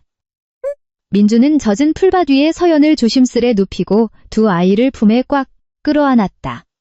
극도의 충격과 추위로 몸이 덜덜 떨렸다. 지호와 지훈도 사시나무 떨듯 떨며 생명줄이라도 잡은 듯 민준의 목을 꽉 끌어안았다. 그 순간 민준은 처음으로 아버지라는 이름의 진짜 무게를 느꼈다. 그것은 가계도나 양육비 통장에 있는 것이 아니라 방금 사선을 넘어온 아이들의 뜨거운 숨결이 자신의 목덜미에 닿아있는 이 생생한 감각 속에 있었다. 서연아, 정신 차려. 민준이 덜덜 떨리는 손으로 그녀의 얼굴에 묻은 재를 닦아냈다. 서연이 희미하게 눈을 떴다. 빗줄기 사이로 엉망진창의 화상을 입고 근심으로 가득 찬 민준의 얼굴이 보였다. 그녀는 아이들이 그의 품에 무사히 안겨있는 것을 보고 깊은 안도감의 한숨을 내쉬었다. 이내 상처와 탈진으로 다시 의식을 잃었다. 박 아주머니가 급히 달려와 세 사람에게 마른 담요를 덮어주었다. 동네 사람들도 불이 나게 몰려나와 도왔다. 민준이 몸을 일으켰다. 그는 서연을 안아들고 두 아이를 곁에 바짝 붙인 채 박 아주머니 집으로 곧장 걸어갔다. 불에 탄 명품 셔츠 따위, 물집 잡힌 피부 따위는 안중에도 없었다. 그의 머릿속에는 단 한 가지, 이들을 지켜야 한다는 생각뿐이었다. 아주머니의 비좁은 방 안에서 민주는 묵묵히 세 사람을 간호했다. 시원한 물로 서연의 화상을 닦아내고 아이들의 대인 상처에 연고를 발랐다. 지호는 공포에 질려 선잠에 빠져들었다. 하지만 지호는 달랐다. 아이는 방구석에 웅크려 앉아 까만 눈망울로 자신들을 불길 속에서 구해준 민준을 빤히 쳐다보고 있었다. 아저씨, 화상 입었어요. 지호가 민준의 팔에 벌겋게 달아오른 화상 부위를 가리키며 작게 말했다. 민준은 아들을 보며 희미하게 웃었다. 괜찮아. 아저씨가 참을성이 얼마나 좋은데 이 정도는 아무렇지도 않아. 지호가 다가왔다. 아이는 잠시 머뭇거리더니 작은 손을 민준의 상처 부위에 살며시 얹었다. 마치 아픔을 날려주려는 듯 입으로 호호 바람을 불었다. 엄마가 우리 아빠는 영웅이랬어요. 오늘 보니까 아저씨도 영웅 같아요. 민준은 목이 메었다. 아이를 끌어안고 머리카락에 밴 연기 냄새와 땀 냄새를 들이마셨다. 내가 바로 지난 6년간 길을 잃었던 너희들의 아빠란다라고 말하고 싶었지만 자신의 과거가 너무 비겁하게 느껴져 감히 그 말을 입 밖으로 내지 못했다. 한밤중이 되자 비가 서서히 멎었다. 서연이 몽롱한 상태에서 깨어났다. 낯선 방을 둘러보던 그녀는 침대 옆에 엎드려 잠든 민준을 발견했다. 그는 너무 지쳐 잠들었음에도 서연의 손을 꽉 쥐고 있었다. 흔들리는 호롱불 아래 비친 그의 얼굴은 수염이 덥룩하고 화상과 상처투성이인 낯선 몰골의 그룹 대표였다. 서연이 슬며시 손을 빼내려 하자 민준이 화들짝 놀라며 깼다. 깼어? 어디 아픈 데 없어? 아주머니 부를까? 강민준 씨. 서연이 힘없는 목소리로 그의 말을 끊었다. 하지만 그 목소리에는 기묘한 깨달음이 담겨 있었다. 대체 왜 우리를 구한 거예요? 당신 이 강변 철거해서 리조트 지으려고 내려온 거잖아요. 꽃집 탔으니까 이제 목적 달성했네요. 그런데 왜 울고 있어요? 민주는 서연을 바라보며 더 이상 참지 못하고 눈물을 터뜨렸다. 침대 옆에 무릎을 꿇은 그의 넓은 어깨가 다 찢어진 셔츠 아래서 들썩였다. 미안해. 서연아, 내가 미안해. 그룹이고 뭐고 싹 다 잃고 평생 막노동을 하며 살더라도 널 2번 다시 잃는 짓은 안 해. 리조트, 프로젝트도 대표 자리도 다 필요 없어. 난 오직 너와 아이들만 있으면 돼. 서연은 민준이 오후에 서툴게 엮어두었던 풀반지를 내려다보았다. 나무 탁자 위에 놓인 그 풀반지는 절반쯤 불에 탁까맣게 그을려 있었다. 서연은 울었다. 햇볕에 그을린 뺨 위로 뜨거운 눈물이 흘러내렸다. 그녀는 이것이 원망의 눈물인지 연민의 눈물인지 7년간의 억울함 때문인지 아니면 눈앞에 이 남자가 뒤늦게나마 진심을 깨달아서인지 알 수 없었다. 다음날 이른 아침, 대나무 잎 사이로 아침 햇살이 스며들 무렵 민주는 밖으로 나왔다. 그는 비서에게 전화를 걸어 지금껏 한 번도 본 적 없는 서슬퍼런 목소리로 지시를 내렸다. 오늘 오후 이사회 전부 취소해. 그리고 공식 보도자료 배포해. 성진그룹은 양평 남한강 리조트 프로젝트를 전면 백지화한다. 해당 부지를 생태 보존구역으로 전환하고 윤서연을 비롯한 강변 거주민들에게 토지 영구 사용권을 무상 양도한다고 발표해. 그리고 법무팀 불러서 배동철을 방화 및 살인미수 혐의로 고소할 준비해. 어젯밤 내가 길에 버려둔 낡은 스쿠터에 블랙박스가 달려있더군. 그놈들이 불지른 장면이 다 찍혔을 거야. 전화를 끊자마자 민주는 익숙한 검은색 고급 세단 한 대가 박 아주머니 집 앞 골목에 서 있는 것을 보았다. 한 여사가 아니라 최유진이었다. 차에서 내린 그녀의 날카로운 얼굴에는 민준의 엉망진창인 꼴을 보고 경악한 기색이 역력했다. 민준 씨, 당신 미쳤어요? 이런 천박한 것들이랑 같이 자살이라도 하려는 거예요? 어머니가 댁에서 혈압이 올라 쓰러지실 뻔한 건 알기나 해요? 민준은 늦겨울 강바람처럼 서늘한 눈빛으로 유진을 노려보았다. 유진 씨, 어머니께 전해. 당신 아들은 어젯밤 불타는 꽃집에서 죽었다고. 지금 당신 앞에 있는 건 평생을 갚아도 모자랄 빚을 진 한 남자로서 아내와 자식들에게 정의를 돌려주려는 사람일 뿐이야. 이 프로젝트에 대한 꿈은 그만 접어. 배동철의 방화 증거는 이미 경찰에 넘어갔고 당신 역시 그 더러운 일에서 자유롭지 못할 거라는 걸 나도 다 아니까. 유진의 얼굴이 파랗게 질렸고 분노와 두려움으로 입술이 파르르 떨렸다. 사랑에 눈먼 바보라 여겼던 민준이 이토록 잔인하고 결단력 있게 나올 줄은 상상도 못한 것이다. 그때 방 안에서 지호가 소리쳤다. 엄마. 엄마 일어났어. 민준은 유진에게서 등을 돌리고 안으로 들어갔다. 서연이 애써 몸을 일으키고 있었고 천사 같은 두 아이가 그녀를 둘러싸고 있었다. 창문으로 쏟아지는 햇살이 상처투성이지만 여전히 맑은 서연의 얼굴을 비추었다. 하지만 민주는 아직 알지 못했다. 한옥 저택에 있는 한 여사가 서연조차 알지 못하는 그녀의 출생에 얽힌 진짜 치명적인 카드를 준비하고 있다는 것을. 모든 가족의 화합을 뒤집어 엎을 끔찍한 비밀. 말이다. 유진은 떠났다. 고급 세단의 엔진 굉음이 대나무 숲 너머로 사라지며 앙칼진 한숨처럼 흩어졌다. 민주는 마당 한가운데 가만히 서 있었다. 불탄 냄새가 밴 그의 머리카락을 강바람이 흩어놓았다. 복수나 승리감 따윈 없었다. 그저 뼛속까지 스며드는 지독한 피로감뿐이었다. 마지막 남은 최소한의 인간성을 지키기 위해 그가 평생 쌓아 올린 거짓된 왕관을 내던져야만 했다는 사실에 허탈했다. 그가 방으로 들어서자 소독약 냄새와 따뜻한 파죽 냄새가 좁은 부엌에서 새어나왔다. 서연은 썩은 나무 침대 헤드에 기대 앉아 있었다. 아직 창백한 얼굴이었지만 눈빛은 생기를 되찾고 있었다. 지호와 지훈이는 번갈아가며 엄마에게 뜨거운 죽을 후후 불어주고 있었다. 작고 귀여운 입술들이 민준의 마음을 녹였다. 민준 씨, 아주머니 말씀이 화상이 심하다던데 왜 병원엔 안 갔어요? 서연이 민준의 대충 감긴 붕대를 보며 물었다. 예전처럼 날이 선 목소리가 아니라 형용할 수 없는 걱정이 묻어나는 탁한 목소리였다. 그냥 가벼운 찰과상이야.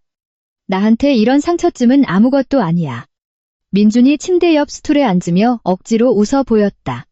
중요한 건 너와 아이들이 무사하다는 거지. 꽃집은 내가 다시 지을 거야. 이번엔 빗에는 슬레이트 말고 튼튼한 붉은 벽돌집으로 지어줄게. 서연은 조용히 고개를 숙여 거칠어진 자신의 손끝을 내려다보았다.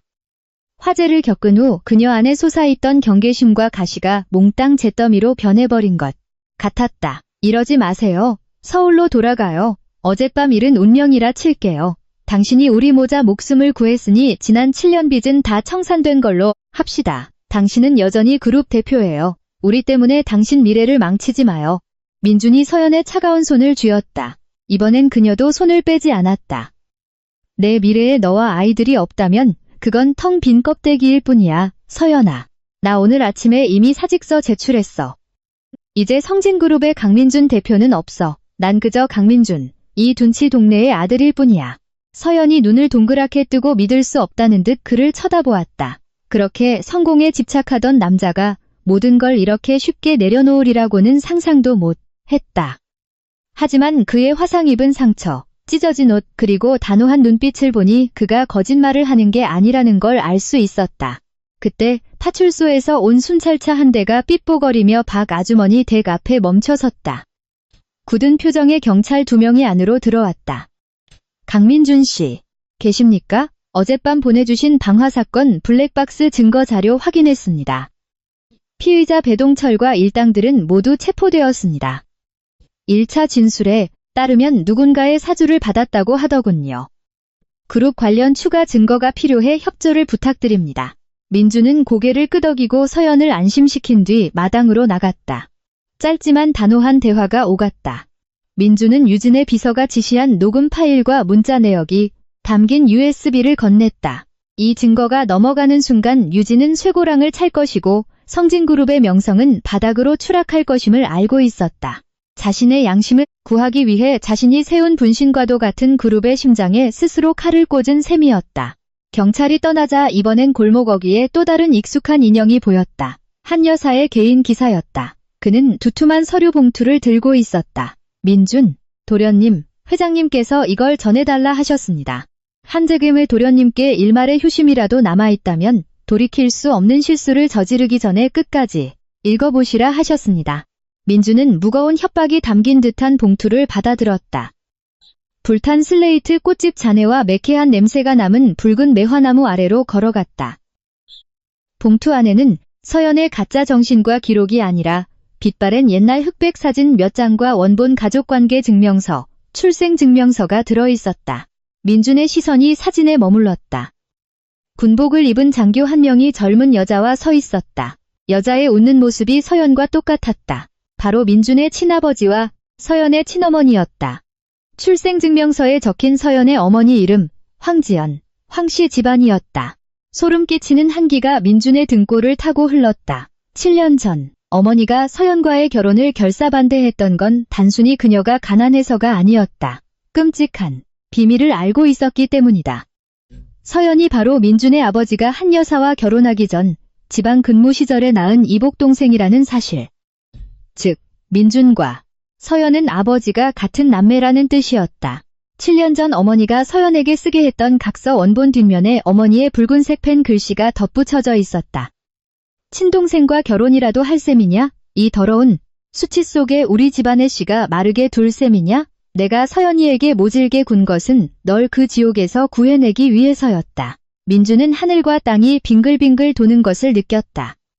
붉은 매화나무의 거친 껍질을 피가 나도록 꽉 움켜쥐며 무릎을 꿇었다. 서연을 되찾기 위해 지난 며칠간 그가 치렀던 모든 희생과 전투가 갑자기 우스꽝스러운 비극으로 전락해버렸다.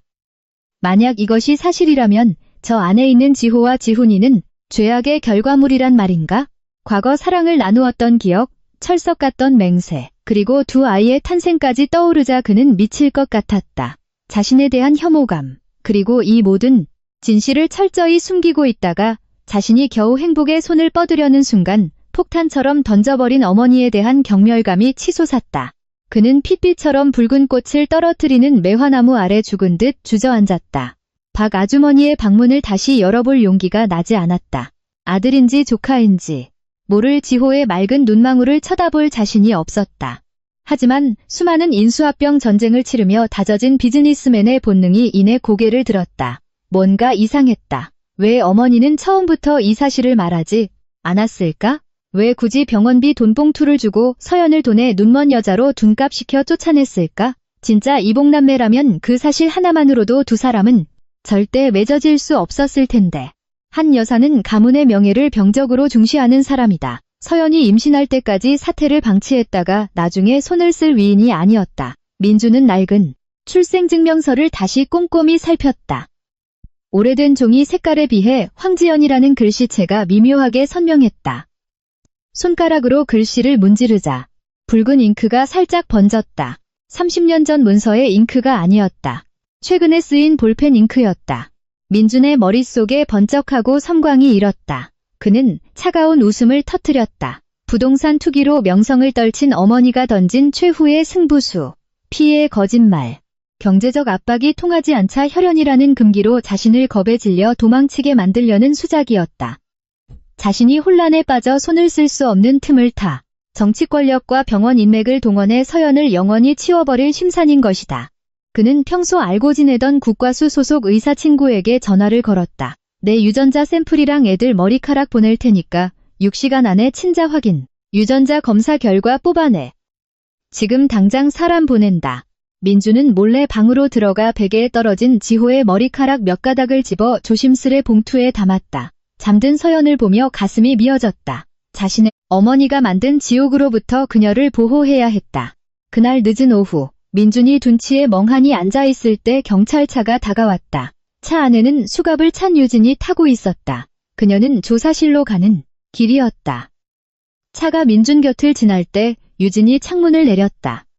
아름답던 얼굴은 이제 증오로 흉측하게 일그러져 있었다. 강민준, 당신이 이겼어. 하지만 당신도 그 여자를 영원히 갖지 못할 거야. 어머님이 이미 그 여자를 정신병원에 가두려고 다 손을 써뒀거든. 불길 속에서 그녀를 구했을진 몰라도 법으로부터는 못 구할걸? 민준이 벌떡 일어섰다. 깨달았다. 어머니의 이복남매 시나리오는 시간을 벌기 위한 기만전술이었다. 자신이 충격에 빠져 아무 대응도 하지 못하는 사이 어머니의 진짜 칼날인 강제 입원이 실행되고 있었던 것이다. 그는 미친 듯이 박 아주머니 댁으로 달려갔다. 저 멀리 도립정신병원 소속 구급차가 이미 대기하고 있었다. 덩치 큰 사설 구급대원 2명이 서연을 강제로 차에 밀어 넣으려 하고 있었다. 서연은 울부짖었고 지호와 지훈이는 엄마의 다리에 매달려 자지러지게 울고 있었다. 엄마, 우리 엄마 어디 데려가? 아저씨, 우리 엄마 좀 살려줘요. 지호의 절규가 강변의 공기를 찢었다. 민주는 상처 입은 야수처럼 달려들었다. 서연을 잡고 있던 구급대원을 발로 걷어차 날려버렸다. 당장 그 손 놔. 무슨 짓들입니까? 가족의 동의와 과거 진료 기록에 따른 적법한 강제 입원 절차를 밟고 있습니다. 담당 의사가 서류 뭉치를 펄럭이며 기계적인 목소리로 말했다. 가족이라니? 내가 이 사람 남편인데 난 동의한 적 없어. 민준이 짐승처럼 으르렁거렸다. 남편 아니시잖아요. 한 회장님께서 이 여자가 정신질환으로 양육 능력을 상실할 경우를 대비해 아이들의 상속권 보호를 명분으로 친권 및 후견인 자격 서류를 제출하셨습니다. 민주는 멈칫했다. 어머니는 법망을 교묘하게 이용했다. 친할머니라는 자격으로 법적 빈틈을 파고든 것이다. 바로 그 순간 민준의 휴대전화가 울렸다. 의사 친구가 보낸 문자가 도착해 있었다. 유전자 검사 결과 친자 일치율 99.99%. 축하한다. 내 진짜 새끼들 맞다. 그 출생증명서는 완벽한 위조야. 민주는 전화기 화면을 의사의 얼굴에 들이밀었다. 똑똑히 봐. 내가 이 아이들의 친아빠고 윤서연은 내 아내다. 당신들은 지금 명백한 불법 납치와 의료기록 위조에 가담하고 있는 거야. 이 모든 상황 다 녹음했고 내 담당 변호사가 오고 있어. 내 아내 몸에 손대는 놈은 최유진이랑 나란히 교도소 밥 먹게 만들어주마. DNA 결과와 민준의 맹렬한 살기에 의사의 얼굴이 하얗게 질렸다. 바로 그때 또 다른 검은색 고급 세단 한 대가 미끄러지듯 들어왔다. 한 여사가 차에서 내렸다. 이번에는 그녀의 얼굴에서도 평소의 냉정함을 찾아볼 수 없었다. 그녀는 민준과 두 손자, 그리고 민준의 발밑에 처참하게 구겨져 버려진 가짜 이복남매 사진을 번갈아 보았다. 눈먼 모정의 독단과 진정한 자유를 갈망하는 아들의 마지막 대결이 잿더미가 된 붉은 매화나무 아래서 막을 올리고 있었다. 그날 늦은 오후의 둔치는 바람 한 점 없이 고요하여 늦깎이 붉은 매화꽃이 피 나뭇가지를 떠나 마른 잔디 위로 살포시 내려앉는 소리까지 들릴 정도였다. 하지만 그 고요함은 박 아주머니 집 앞마당에서 벌어지는 엄청난 지진을 감추기 위한 허울에 불과했다. 민주는 서연의 앞을 가로막고 굳건히 서 있었다. 어젯밤 화상으로 벌겋게 달아올랐던 두 손은 꽉 쥐어져 그을린 피부 아래로 굵은 핏줄이 터질 듯 솟아올랐다. 한 여사가 차에서 내리며 고급 벨벳 구두로 모래를 밟았다. 그녀는 언제나 완벽하고 세련된 신사로 키워냈다고 자부했던 외아들을 바라보았다. 찢어지고 엉망진창인 패잔병 꼴이었지만 어머니를 바라보는 민준의 눈빛에는 그 어떤 굴복이나 나약함도 없었다. 오직 심연처럼 끝없는 실망감뿐이었다. 돌아가십시오, 어머니. 민준이 낮고 묵직하게 말했다. 고함치지 않았으나 그 압도적인 기세에 구급차 의사와 대원들은 슬금슬금 뒷걸음질을 쳤다. 거짓 혈통, 조작된 진료 기록, 어머니의 그 끔찍한 연극은 이제 끝났습니다. 다음 생에까지 어머니를 증오하게 만들지 마십시오. 한 여사는 멈칫했다. 마치 조각상이 쩍 갈라지듯 그녀의 굳은 얼굴에 금이 갔다. 민준의 발밑에 짓밟힌 위조 사진을 본 뒤 덜덜 떨며 두 아이 안고 있는 서연을 쳐다보았다. 지호는 한 여사를 노려보고 있었다. 5살 아이의 눈빛이라고는 믿기지 않을 만큼 날선 적대감. 아이는 그녀를 할머니로 보지 않았다. 그저 자신의 엄마를 빼앗으러온 무서운 괴물로 보고 있었다. 민준아, 널 구하기 위해서였다. 한 여사가 떨리는 목소리로 말했다. 무너지지 않을 것 같던 그녀의 권위가 조각조각 떨어져 내리고 있었다. 저 꼴을 봐라. 저 애 때문에 넌 대표 자리도 잃었고 법적 문제에 휘말렸으며 성진그룹은 풍비박산 직전이다. 저 애는 내 인생의 폭풍우야. 아니요, 어머니가 제 인생의 폭풍우입니다. 민준이 6년 동안 억눌러왔던 포효를 터뜨렸다. 어머니는 저를 구했다고 하시지만 제가 얼마나 영혼 없는 빈 껍데기처럼 살아왔는지 아십니까? 돈과 권력은 쥐었을지언정 매일 밤 눈을 감으면 고통에 몸부림치는 연인을 버리고 도망친 비겁한 제 자신을 견딜 수 없었습니다. 그게 절 구한 겁니까? 어머니의 그 가식적인 사랑이 절 죽이고 있었다고요? 그때 서연이 천천히 몸을 일으켰다. 아이들을 놓아주고 민준의 곁으로 다가와 섰다. 아직 얼굴엔 그을음이 남아있고 어깨의 붕대 위로는 핏물이 배어나오고 있었지만 그녀의 자태는 기묘할 만큼 당당했다. 회장님. 서연이 불렀다. 예전에 그토록 부르고 싶어 했던 어머님이 아니라 지극히 차갑고 남남 같은 호칭이었다. 폭풍우라고 하셨죠. 맞습니다. 하지만 그 폭풍의 씨앗은 회장님이 뿌린 겁니다. 6년 전 아버지가 돌아가시고 뼈조각만 남았을 때도 저는 무릎을 꿇고 민준 씨 곁에 남게 해달라고 빌었습니다. 하지만 회장님은 돈으로 제 자존심을 짓밟고 저를 사지로 몰아넣으셨죠. 그리고 오늘 또다시 친권이라는 이름으로 저를 벼랑 끝에서 밀어내려 하셨습니다. 만약 이 어린아이들이 자기 집을 불태운 배후가 친할머니라는 사실을 알게 된다면 과연 할머니를 용서할 수 있을까요? 한 여사가 비틀거리며 한 걸음, 두 걸음 뒤로 물러났다. 서연의 말은 그녀가 평생을 바쳐 지켜온 가족이라는 환상에 끼얹어진 차가운 얼음물 같았다. 그녀는 형 뒤에 숨어 벌벌 떨고 있는 지훈이를 보았다. 그 아이의 눈동자엔 일말의 핏줄에 대한 끌림조차 없이 오직 극도의 공포만 서려 있었다. 그때 경찰차 한 대가 더 진입했다. 이번에는 지역 경찰서장이 직접 내렸다. 수십 년간 강씨 집안의 후원을 받아 눈치를 살피던 자였다. 그가 이 난장판을 훑어보며 한 여사에게 굳은 얼굴로 다가왔다. 회장님, 배동철이 모든 걸 자백했습니다. 회장님 개인 계좌에서 그놈에게 개발 관련 로비 자금이 흘러간 정황을 저희가 확보했습니다. 최유진 씨, 역시 방화 및 강압적 철거 지시 혐의로 입건되었습니다. 오랜 정을 생각해서 조용히 내사 처리하려고 온 겁니다. 언론에 터지기 전에 조용히 넘어가고 싶으시다면 저 불법 구급차부터 돌려보내십시오. 감금 혐의로 현행범 체포하기 전에요. 붕괴는 한 여사의 생각보다 훨씬 빠르고 처참했다. 평생을 바쳐 쌓아 올린 명예, 돈, 독재적인 권력의 상아탑이 이토록 발가벗겨진 진실 앞에서 와르르 무너져 내렸다. 상황이 불리하게 돌아가는 것을 눈치챈 구급대원들은 서둘러 차를 타고 도망쳤다. 소름 끼치는 정막만이 남았다. 한 여사는 마당 한가운데 홀로 남겨졌다. 꼿꼿했던 늙은 어깨가 축 늘어졌다. 그녀는 민준을 보지도 서연을 보지도 못했다.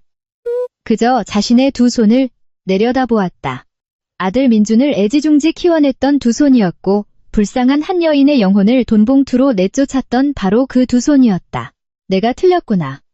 그녀의 속삭임은 연기처럼 허공에 흩어졌다. 그녀는 천천히 모래바닥 위로 무릎을 꿇었다. 민준 앞이 아니라 두 손자 앞이었다. 늦어버린 회한의 눈물이 주름진 뺨을 타고 흘러내려 짓밟힌 붉은 매화꽃이 위로 툭툭 떨어졌다. 지호야, 지훈아. 할미가 미안하다. 그녀의 입에서 튀어나온 할미라는 단어가 그 순간만큼은 참으로 비참하고 낯설게 들렸다.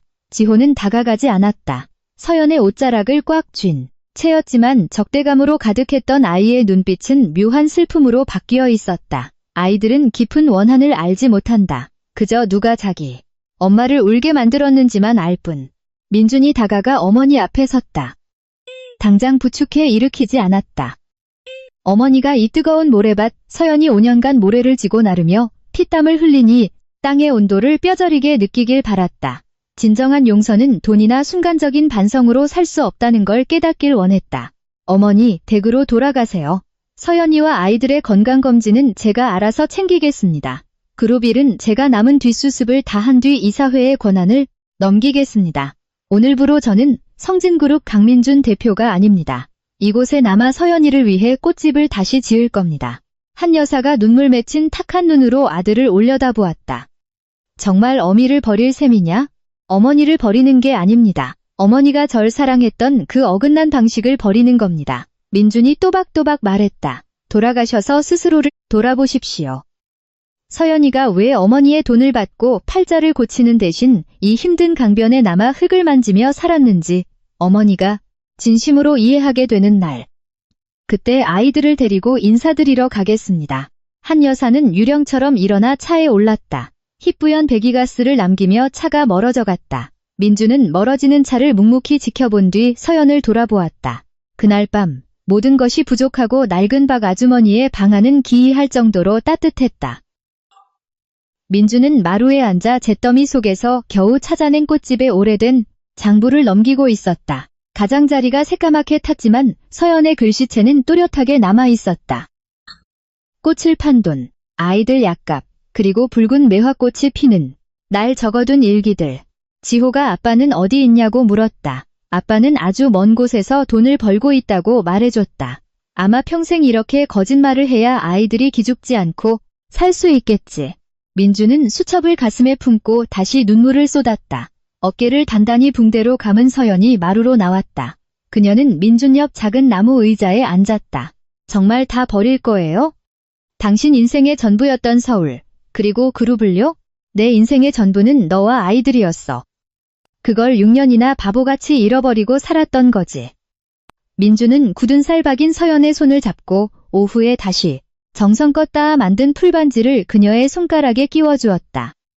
이전 것보다 훨씬 섬세하고 튼튼하게 엮은 반지였다. 서연아, 타버린 꽃집은 다시 세울게. 난 이제 부동산 그룹 대표 같은 거 안 해. 내 꽃집 전속 도매 없잖아 하면서 살게. 평생 너랑 우리 아이들 정원사 노릇하게 해줄래? 서연이 옅은 미소를 지었다. 모진 풍파를 견뎌낸 후의 맑은 미소였다. 그녀는 민준의 어깨에 조용히 머리를 기댔다. 6년 동안 세상을 떠돌다 돌아온 남자의 듬직한 어깨에서 전해지는 온기. 그녀는 비로소 자신이 원더우먼처럼 강해질 필요가 없음을 느꼈다. 하지만 강변의 평화는 그리 쉽게 허락되지 않았다. 다음 날 아침, 민준이 꽃집에 새 기둥을 세우기 위한 작업을 준비하고 있을 때 수많은 사람들이 몰려왔다. 경찰도 한 여사의 사람들도 아니었다. 카메라와 마이크를 든 수십 명의 기자들이었다. 최유진이 앙심을 품고 인터넷의 방화 사건과 해임 사건을 완전히 악의적으로 조작해 퍼뜨린 탓이었다. 재벌 그룹 대표, 타혼 후 시골에서 내연녀와 혼외 자식 숨겨놓고 밀회, 리조트 사업금 횡령 의혹. 기자들은 먹잇감을 찾은 하이에나 떼처럼 강변으로 몰려들었다. 원래 강물 소리와 귀뚜라미 소리만 들리던 박 아주머니 집 앞마당에 시커먼 카메라, 렌즈들이 들이닥쳤다. 서연이 겁에 질려 아이들을 안고 방 안쪽으로 숨는 것을 본 민준이 나섰다. 민준은 플래시 세례를 몸으로 막으며 처마 앞에 우뚝 섰다. 번듯한 명품 슈트는 사라지고 숯검정이 묻은 낡은 셔츠를 입고 피 베인 붕대를 감은 모습이었다. 하지만 그의 눈빛은 화마를 뚫고 나와 더 이상 잃을 것이 없는 자의 섬뜩한 고요함을 띠고 있었다. 특종을 원하십니까? 민준이 입을 열었다. 목소리는 쉬어 있었으나 한 글자 한 글자 명확했다. 그럼 똑똑히 들으십시오. 여기 내연녀 따윈 없습니다. 제가 내 청춘 전부를 빚진 하나뿐인 아내와 지난 6년간 아비 없이 자라게 방치했던 제 두 아이가 있을 뿐입니다. 그는 마당 한가운데로 걸어 내려가 카메라 렌즈들에 포위된 채 섰다. 저는 해임당한 것이 아니라 자진사임했습니다. 제 가족 하나 지키지 못한 놈이 수만 명의 직원을 책임질 자격이 없다는 걸 깨달았기 때문입니다. 배동철의 비리와 최유진의 개입 증거는 이미 경찰에 넘겼습니다. 여러분이 지금 보는 이 모습은 추잡한 불륜 스캔들이 아니라 화려한 명예의 환상 속에서 길을 잃었던 바보 같은 사내가 6년 만에 비로소 사람으로 돌아온 모습입니다. 그 벌거벗겨진 진실 앞에서 기자들은 꿀먹은 벙어리처럼 입을 다물었다. 민주는 더 이상 그들에게 캐물을 기회를 주지 않고 박아주머니 댁 대문을 쾅 닫아버렸다. 그룹의 명성은 흔들리고 주식은 폭락하겠지만 낡은 나무문을 닫는 순간 민주는 자신의 인생에서 가장 큰 부자가 된 기분이었다. 그 후 며칠 동안 마을은 전혀 다른 의미로 떠들썩했다. 버림받은 여자라며 서연을 손가락질하던 마을 사람들은 이제 얼굴이 새까맣게 타도록 뙤약볕 아래서 매화나무 곁에 손수 시멘트를 개고 벽돌을 쌓는 건장한 사내의 모습을 매일 보게 되었다. 민주는 인부를 부르지 않았다. 자신이 직접 아내와 가족을 위한 집의 벽돌을 한 장 한 장 쌓고 싶었기 때문이다. 벽돌 하나를 올릴 때마다 참회했고 시멘트를 칠할 때마다 서연의 갈라진 마음을 메우려 애썼다. 지호와 지훈이는 이제 찰거머리처럼 민준 옆에 붙어 다녔다. 더 이상 그를 아저씨라 부르지 않았다. 어느 날 오후 망치질에 서툴러 손가락을 찍고 아파하는 민준을 보며 지훈이가 처음으로 아빠, 아파? 하고 불렀을 때 피도 눈물도 없다던 전직 그룹 대표는 모래밭에 주저앉아 엉엉 소리내어 울어버리고 말았다. 아빠라는 그 부름은 너무나 가벼우면서도 천근만근 무거웠다. 그 한마디가 그의 영혼에 덕지덕지 붙어있던 가짜 후광과 세속의 먼지를 말끔히 씻어내 주었다. 한 여사는 가끔 운전기사를 시켜 손자들을 위한 장난감과 우유를 보내왔지만 본인은 끝내 모습을 드러내지 않았다. 민주는 어머니가 자기 자신과 마주할 시간이 필요하다는 걸 알았다. 맞거나 다그치지 않았다. 이 강변의 용선은 붉은 장미처럼 깊은 흙 속에 단단히 뿌리를 내려야만 찬란하게 피어날 수 있는 법이니까. 한 달 뒤 불에 탔던 슬레이트 꽃집 대신 붉은 기와를 얹은 아담하고 튼튼한 벽돌집이 완성되었다. 서연은 새 화단에 붉은 장미를 다시 심기 시작했다. 그녀의 손은 여전히 거칠었지만 뜬 눈으로 밤을 새우던 근심의 다크서클은 사라지고 없었다. 4월의 늦은 오후. 하늘을 피로 물들인 듯 붉게 피었던 홍매화 꽃잎들이 떨어지며 마치 잿더미 속에서 피어난 선량한 불씨처럼 온 마당을 뒤덮었다. 민주는 서연의 손을 잡고 남한강이 굽이쳐 흐르는 둔치로 나갔다. 모든 시름을 바다로 흘려보내는 강물이었다.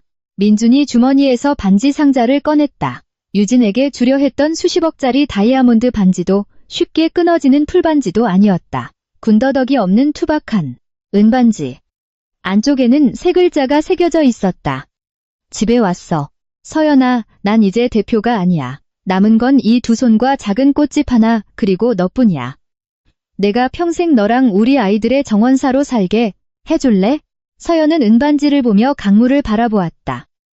죽을 듯이 모래를 나르던 날들, 살이 찢어지는 고통 속에서 홀로 아이를 낳던 비오는 밤이 떠올랐다.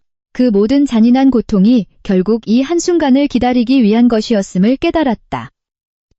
평범한 여자가 되어 자신이 사랑하는 남자의 품에서 마음껏 연약해질 수 있는 이 순간, 그녀는 영화 속 여주인공처럼 화려하게 내라고 대답하지 않았다. 그저 민준의 넓은 어깨에 조용히 머리를 기댄 채 상처투성이인 그의 손을 꽉 잡았다. 거친 셔츠 위로 전해지는 그의 체온을 느끼며 작게 속삭였다. 다시는 우리 버려두고 너무 먼 곳으로 임무 수행하러 떠나지 마요. 그거면 돼요.